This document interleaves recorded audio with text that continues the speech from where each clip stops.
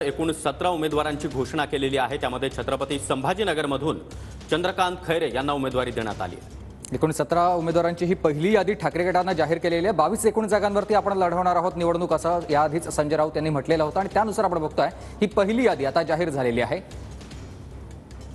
तर सांगलीच्या जागेवरून महाविकास आघाडीमध्ये रस्सीखेच कायम असल्याचं दिसतंय। सांगलीच्या जागेवरून महाविकास आघाडीमध्ये काँग्रेसने या ठिकाणी दावा केलेला आहे, तर ठाकरे गटाकडून आता चंद्रहार पाटील यांना लोकसभेची उमेदवारी जाहीर करण्यात आली आहे। दरम्यान काँग्रेसचे एक शिष्टमंडळ आता सोनिया गांधी यांची दिल्लीमध्ये जाऊन भेट घेणार आहे। मात्र ठाकरे गटाने कुठेतरी चंद्रहार पाटील यांना उमेदवारी घोषित केल्यानंतर आता काँग्रेसची भूमिका काय राहणार, विशाल पाटील त्याचबरोबर विश्वजित कदम काय भूमिका घेणार हे पाहणं अत्यंत महत्त्वाचं असणार। याच सगळ्या संदर्भात काँग्रेसचं शिष्टमंडळ आज दिल्लीमध्ये सोनिया गांधी यांची भेट घेणार आहे। ठाकरेंनी चंद्रहार पाटलांना उमेदवारी दिल्यानं जाहीर केल्यानं सध्या नाराजी या ठिकाणी असलेली पाहायला मिळते। विश्वजित कदमांच्या नेतृत्वाखाली आजचं हे शिष्टमंडळ सोनिया गांधींची भेट घेऊन या सगळ्या संदर्भात चर्चा करणार आहे।